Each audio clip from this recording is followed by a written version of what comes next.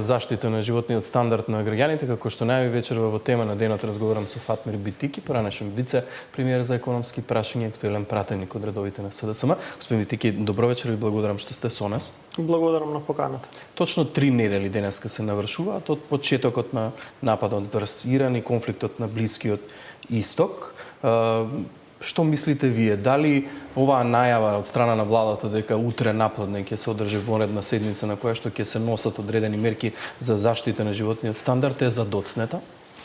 Значи, прво, добро е што ја третирате темата на мерки, особено во кризни состојби, затоа што ова не може никако различно да се нарекува него една кризна состојба за која што ние бевме сведоци наназад неколку години. Тоа не се кризи кои што настануваат во нашата земја, туку настануваат некаде, но имат импликации.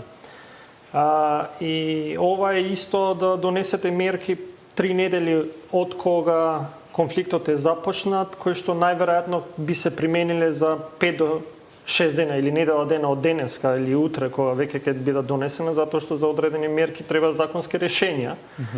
Е навистина задоцнето. Дури јас би сакал да направам една паралела. Тоа ти е исто како да не се исчисти đубрето пред Бајрам или Великден, па после Великден и Бајрам да почнете да чистите đубре како што гледаме деновиве во Скопје. Така е неносењето на мерки во суштина за граѓаните. На крај највисоката цена ја плаќаат граѓаните, тогаш кога треба да живеат лагодно, квалитетно, ти во суштина ги удираш. И тоа што денеска слушаме од власта или од извори од власта дека утре можеби ќе расправат само за една мерка, сметам дека е целосно неадекватно, затоа што ние треба да видиме дали носењето на мерки е само за да се донесат мерки или навистина да се направи исчекор за граѓаните помалку да почувствуваат негативните импликации од оваа криза. Ако се донесе мерката за намалување на ДДВ-то од 18 на 10. Како би бил ефектот? Тоа се информациите дека таа мерка ќе биде усвоена на утрешната седница, дека ДДВ-то би се намалило за горивата од 18 на 10%. Кој би бил ефектот од такво нешто? Ние искуствено кажавме и дадовме еден сет на мерки кои што сметаме дека во овој момент треба да се донесат. А тоа е намалување на ДДВ-то за горивото, за нафтата и нафтените деривати од 18 на 5%, затоа што очигледно дека се уште кај нас последиците од кризата не се пристигнати, затоа што ние се уште оперираме со нафта која што е купена доста однапред. Се уште нафтените деривати не ни стигнуваат со вистинската цена која што е на берзите. И затоа сметаме дека такво намалување вистински ќе бидат граѓаните ќе го почувствуваат. Второ, намалување на основните прехранбени производи, ДДВ за основни прехранбени производи од 5 на 0%. И трето е намалување на акциза за 4 денари, кое што би му дошло некаде од прилика 30 на помалку 27% на сегашната акциза. Ако ги споредите со земјите во регионот, во Србија веќе имате намалена акциза од 60%, во Црна Гора 50% на акцизата, во Албанија имате намалување на акцизата скоро преполовина, во БИС, во Босна и Херцеговина замрзнати цени на гориво, во Хрватска замрзнати цени на гориво. Сметам дека половично, како што владата најавува или некој од владата најавува дека само би се намалило од 18 на 7%, пластично за граѓаните на сегашната цена од 92 денари за горивото, за нафтата они би заштедиле 7 денари. Но при тоа да не забораваме, и никој мене навистина ме зачудува што никој не постави прашање како е возможно регулаторната комисија за енергетика 4 дена од после почнување на конфликтот да го смени правилникот за дефинирање на цената. Од секојдневно можност да дефинира цена на гориво кој што го зема просекот од последните 2 дена, да дефинира цена секоја недела за да го земе просекот од целата недела. Немаше ли во моментов да бидат многу повисоки цените ако се одеше на секојдневна промена? Не. Ки имаше амплитуди, ударот ке беше многу помал, кај граѓаните немаше да имате зголемување на вакво ниво. Дури можеби цената сегашна ќе беше без никакви интервенции за неколку посто помалку. И на крај, Вие имате зголемена цена на нафта и нафтени деривати, еве, само за нафтата евродизелот, скоро 30%. Намалувате за 8%, 22% во нето е зголемена цената. Но јас ќе давам уште еден пример, затоа што ние секојаш зборуваме за последиците. Но зголемената цена на нафта денеска, во месец март, кога е во екот на земјоделието, кога тоа е еден од ресурсите кои што земјоделците го користат, нас казната или последицата ќе не стигне во мај. Само последните податоци, ако ги видите за инфлацијата во февруари, не споредено со јануари, споредено со претходната година февруари. 2,9. Ово не е така. Годишната е 2,9. Но ако ги видите поединечното, овошето, знаете колкава инфлација имало во февруари, споредено со февруари 2025, 16,3%. Безалкохолните пијалоци 10,7%. Шеќер и кондиторски производи 8,9%, масла и масти 2,9%, млеко, сирење, јајца 4,9%, без никаква криза. Значи, видете ги податоците. Имате 16,3% кај овошјето, без никаква криза. Да, таму има домашни, има увезени. Но замислете што ќе се случи во март, замислете што ќе се случи во април.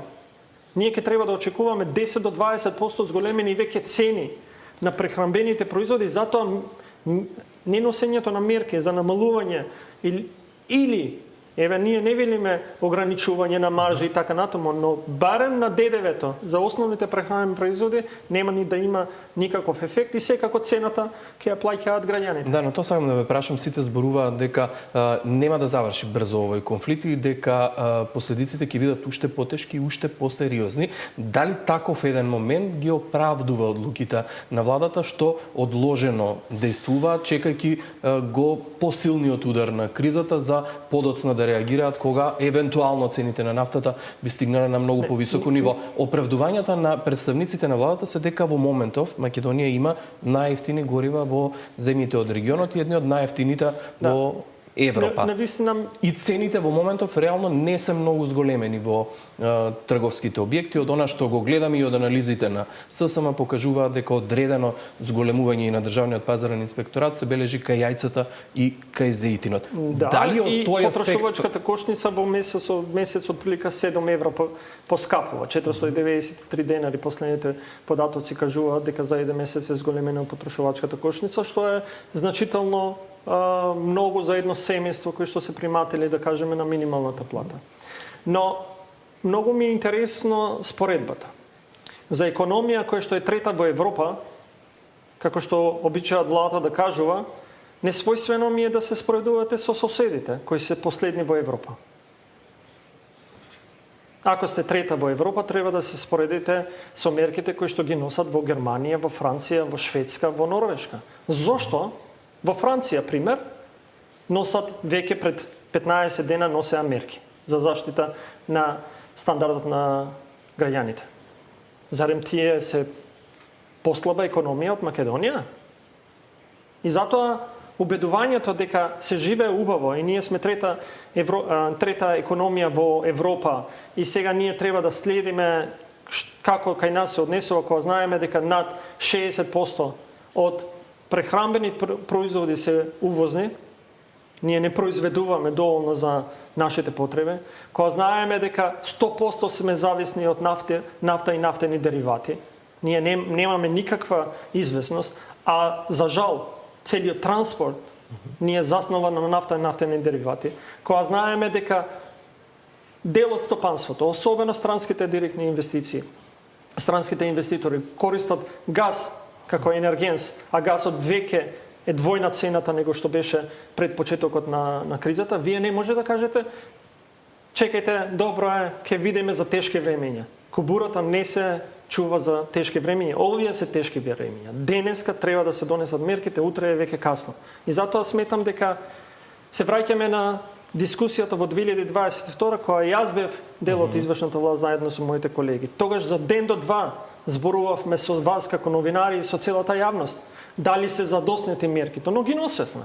И носевме сет на мерки. Знам дека некој денеска ќе коментира да имавте пикови на гориво, да имавме пикови на гориво, но немојте да забравите дека имавме мерки кои што го заштитува животот на најранливите категории на граѓани. Добива различни мерки со дополнителни средства кои што ги дававме кај граѓаните токму за да ударот не биде кај нив.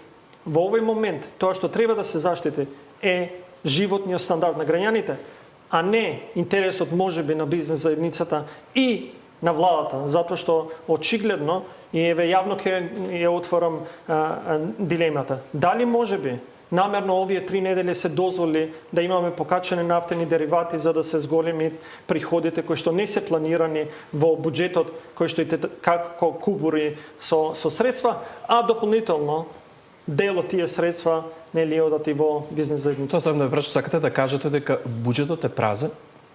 Не, може ли буџетот да издржи криза каква што ни се случи во 2022? Ја не кажувам дали е буџетот празен, бројките покажуваат дека буџетот е празен. Ако видите на приходната страна во овој момент колку е реализацијата е некаде 19,3%, скоро пред крајот на првиот квартал. Вообичаено, крајот на првиот квартал би требало да има приходи од прилика 25%, затоа што расходите веќе се на ниво 23,6%. Што значи расходите одат според планираното, ама вие имате 6 до 7% помали приходи него што сте испланирали. Не го кажувам ја, бројките ги кажуваат од Министерство за финансии.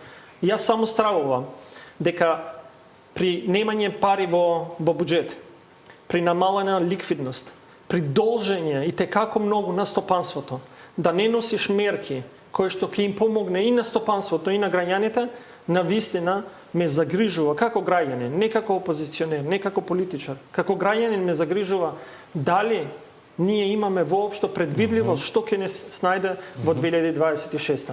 И за разлика од ВМРО ДПМН која беа во опозиција, ние како опозиција сега, заради искуството што го имавме, некој вика лошо, некој вика добро, се нудиме да изнајдеме решенија во полза на граѓаните. Затоа што сметам дека се што во овој момент ќе биде за доброто на граѓаните е навистина државничко однесување. Тоа сакам да ве прашам затоа што го имате искуството. Споменавте самиот дека бевте вице-премиер за економски прашања кога ни се случи кризата со почетокот на воените действија во Украина.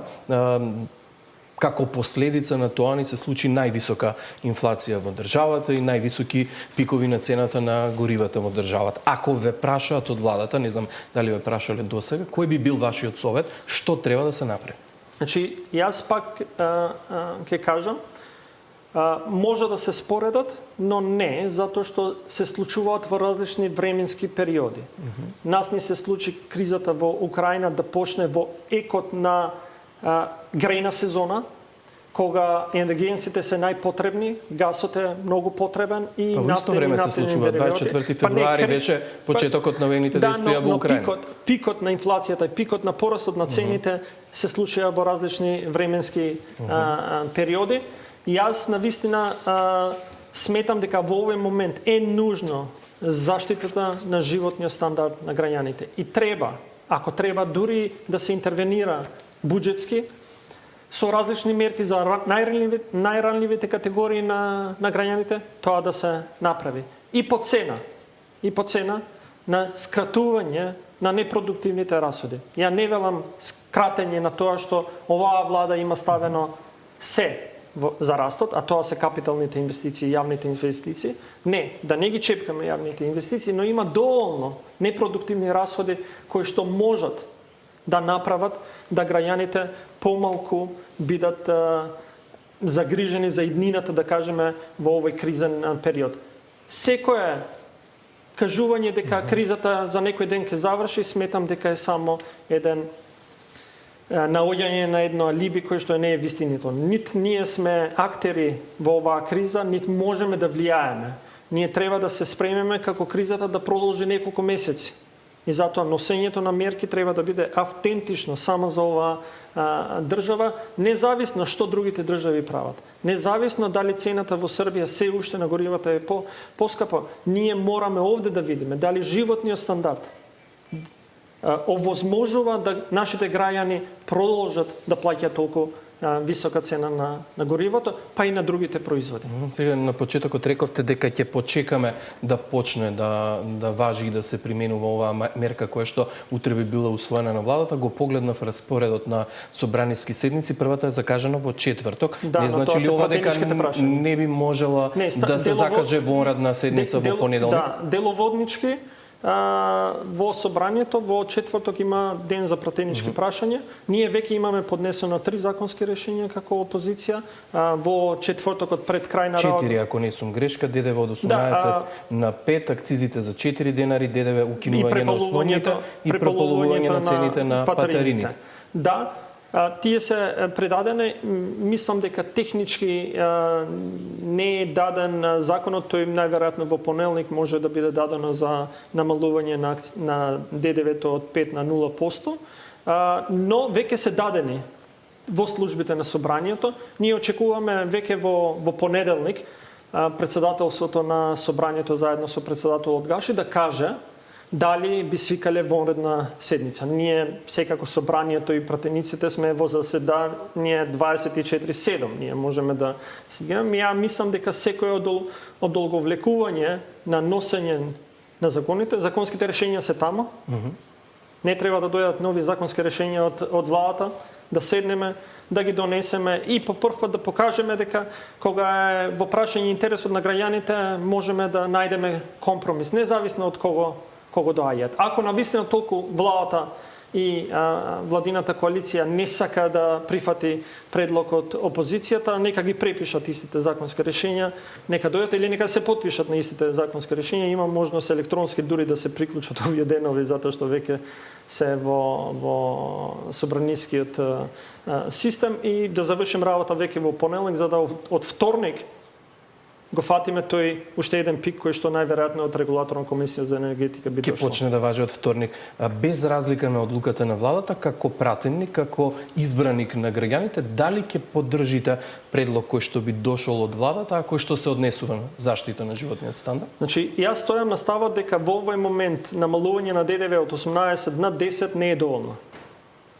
Затоа што сметам дека вие не можете да чекате да се случи апокалипса за да нешто повише реагирате. Затоа сметам дека во овој момент треба навистина да се донесе законско решение од 18 на 5%, за да има одредена предвидливост не само за граѓаните, и за стопанството.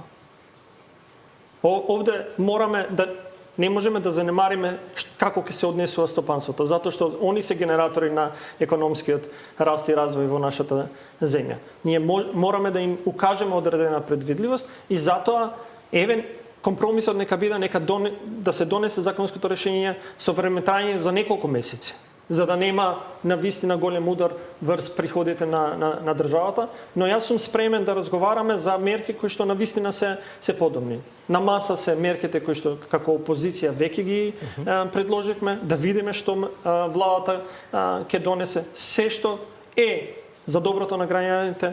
Јас лично и пратеничката група сме спремни да зборуваме со позицијата. Веројатно ќе имате можност за разговор во собранието. Господин Дики, на крај сакам само да ве прашам за актуелната состојба во СДСМ. Бевте поранешен подпредседател на партијата. Гледаме деновиве дел од вашите поранешни функционери на СДСМ се соочуваат со постапка за исклучување од партијата. Како гледате на целата оваа постапка и дали лично вие верувате дека со разединетост во СДСМ партијата може да се врати на победничките патеки? Ние имавме координација на пратеничката група заедно со председател Венко Филипше, меѓу другите работи. Таму се зборувавме за законските решенија како антикризни мерки, но меѓу другото зборувавме и за случувањето во партијата. Јас стојам на ставот и понатаму дека секое различно гледање на случувањето во СДСМ треба да се случуваат и да се разговараат внатре во форумите на Социјалдемократскиот сојуз и во тоа што се органи на одлучување. Не сметам дека медиумски треба да комуницираме со нашата матична партија и овде било кој тоа да го направи сметам дека не е соодветно. Партијата е телото и местото каде што треба да отвори форум за сите истомисленици и неистомисленици, а СДСМ било и ќе остане место кај што може да има демократски простор за дебата. Затоа што сметам дека секое поразлично однесување на било кој во СДСМ, во кое што ќе се ограничи просторот на дебатирање, нема да личи ни на старото, ни на новото СДСМ, нит на социјалдемократска идеологија. Све Митики, благодарам многу за гостување. Благодарам ја вам.